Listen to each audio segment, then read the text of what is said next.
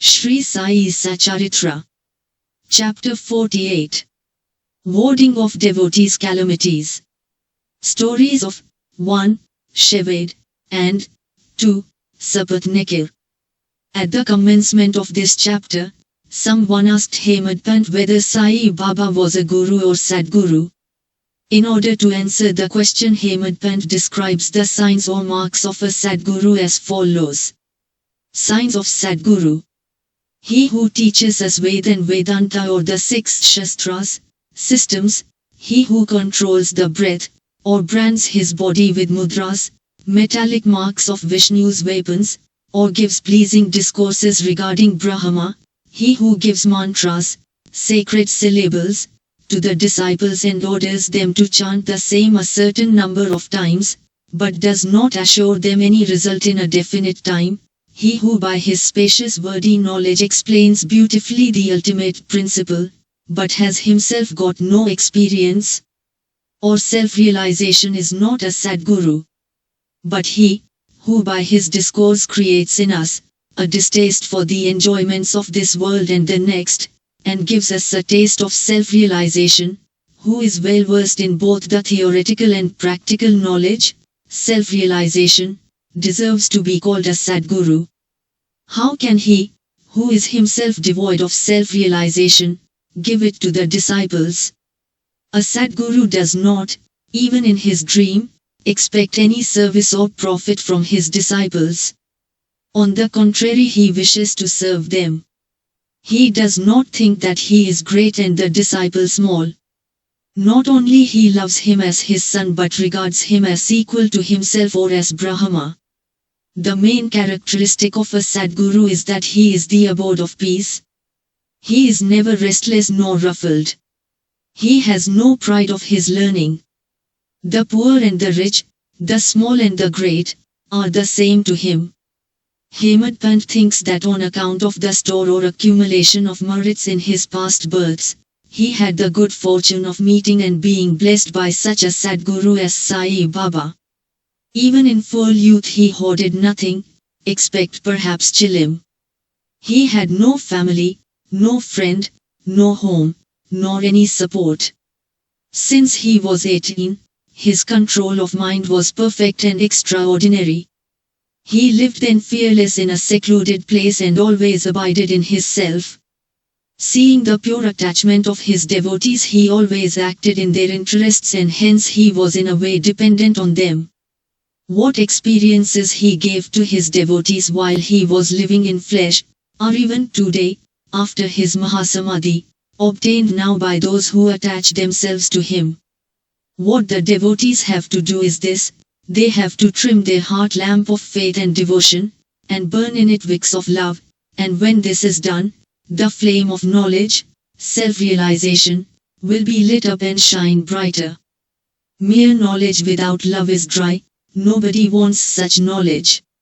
Without love there is no contentment, so we should have unbroken and unbounded love. How can we praise love?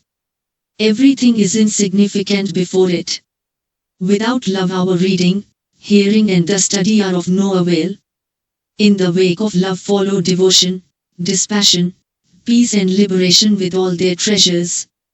We do not get love for anything unless we feel earnestly about it.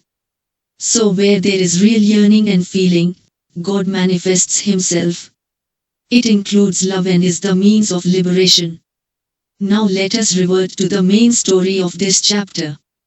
Let a man go to a true saint with a pure mind, otherwise, fraudulently, and hold his feet, ultimately he is sure to be saved. This is illustrated by the following stories. Mr. Sheved. Mr. Sapatnekir of Akkalkot, Sholapur district, was studying for law. A co-student Mr. Sheved met him. Other fellow students also gathered together and compared notes of their study. It was found by the questions and answers amongst themselves, that Mr. Sheved was the least prepared of all for the examination, and therefore all the students derided him.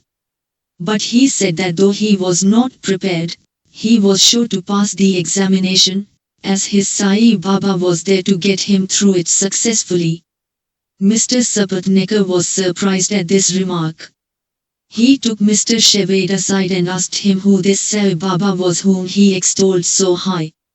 He replied, "There lives in a masjid in Shirdi, Ahmednagar district, a fakir. He is a great Satpurusha. There may be other saints, but this is unique. Unless there is a great store of merits on one's account, one can't see him. I fully believe in him, and what he says will be never untrue. He has assured me that I will pass definitely next year, and I am confident that I will get through the final examination also with his grace." Mr. Satcharitra laughed at his friend's confidence and jeered at him and Baba. Satcharitra. Mr. Satcharitra passed his examination, settled at Akkalkot and practiced as sub leader there. 10 years after this, i.e., in 1913, he lost his only son on account of a throat disease. This broke his heart. He sought relief by making a pilgrimage to Pandharpur, Ganagapur and other holy places. He got no peace of mind. Then he read Vedanta, which also did not help him. In the meanwhile, he remembered Mr. Shevade's remarks and his faith in Baba, and he thought that he too should go to Shirdi and see Baba. He went to Shirdi with his younger brother Pandit Rao and was much pleased to see Baba from a distance. When he went near and prostrated himself and placed a coconut before Baba with pure feeling, devotion, the latter at once cried out, "Get away!" Satcharitra hung down his head, moved back and sat aside. He wanted to consult somebody who would advise him how to proceed. Somebody mentioned Bala Shimp's name. Satcharitra saw him and sought his help. They bought Baba's photos and came with them to the masjid.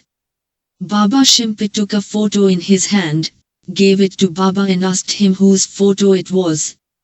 Baba said that this photo was the Yara, lover, of him, pointing to Satcharitra. Saying this, Baba laughed and all others joined. Bala asked Baba the significance of the laugh and beckoned Satcharitra to come forward and take darshan. When Satcharitra began to prostrate himself, Baba again cried, "Get out!" Satcharitra did not know what to do. Then they both joined their hands and sat before Baba, praying. Baba finally ordered Satcharitra to clear out immediately. Both were sad and dejected. As Baba's order had to be obeyed, Satcharitra left Shirdi with a heavy heart, praying that he should be allowed to take darshan next time. Mrs. Satcharitra. 1 year elapsed. Still his mind was not at peace. He went to Gangapur, where he felt more restless. Then he went to Madhegao for rest and finally decided to go to Kashi. 2 days before starting, his wife got a vision. In her dream she was going with a pitcher to Lakadshah's well. There a fakir with a piece of cloth round his head, who was sitting at the foot of the neem tree, came close to her and said, "My dear lassie, why get exhausted for nothing? I will get your pitcher filled with pure water."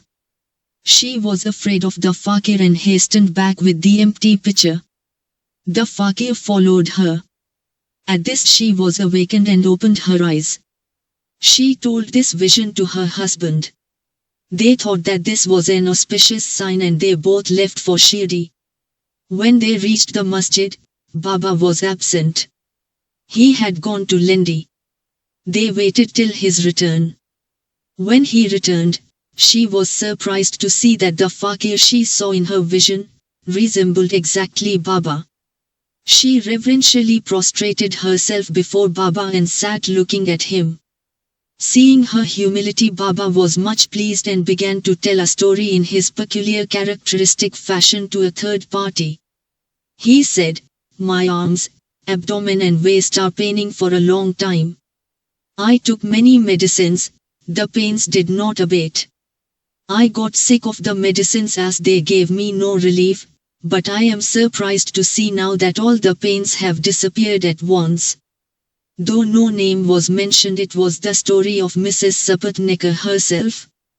Her pains, as described by Baba, left her soon and she was happy. Then Mr. Sapatnekar went ahead to take darshan. He was again welcomed with the former, "Get out." This time he was more penitent and persevering.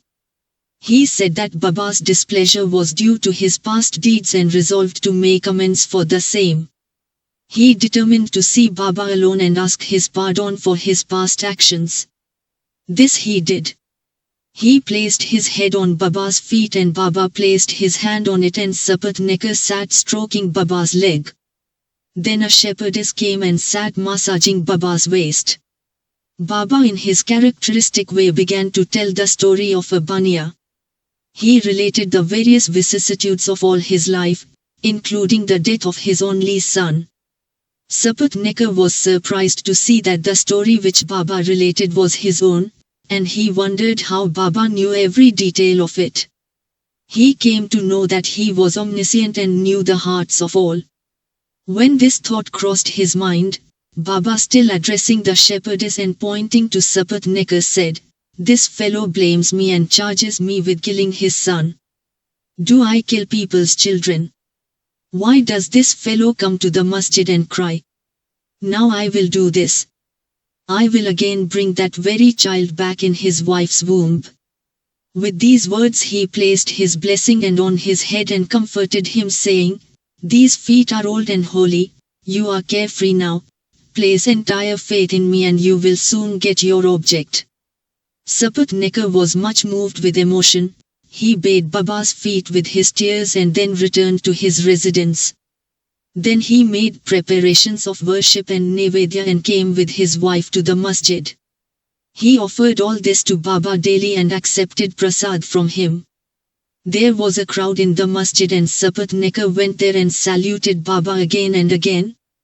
Seeing heads clashing against heads, Baba said to Sapatnekar, "Oh, why do you prostrate yourself now and then? The one namaskar offered with love and humility is enough." Then Sapatnekar witnessed that night the Chavadi procession described before. In that procession Baba looked like a veritable Pandurang, Vittal. At parting next day, Sapatnekar thought that he should first pay 1 rupee as dakshina and if Baba asked again, instead of saying no, he should pay 1 more, reserving with him sufficient amount as expenses for the journey. When he went to the masjid and offered 1 rupee, Baba asked for another as per his intention and when it was paid, Baba blessed him, saying, "Take the coconut, put it in your wife's oti, upper fold of her sari, and go away at ease without the least anxiety." He did so, and within a year a son was born to him, and with an infant of 8 months the pair came to Shirdi, placed it at Baba's feet and prayed thus, "O Sainath, we do not know how to redeem your obligations, therefore we prostrate ourselves before you. Bless us poor helpless fellows, henceforth let your holy feet be our sole refuge." Many thoughts and ideas trouble us in waking and dream states, so turn away our minds from them to your bhajan and bless us. The son was named Muralidhar. 2 others, Bhaskar and Dinkar, were born afterwards. The Sapatnekar pair thus realized that Baba's words were never untrue and unfulfilled, but turned out literally true. Bo to Sri Sai, peace be to all.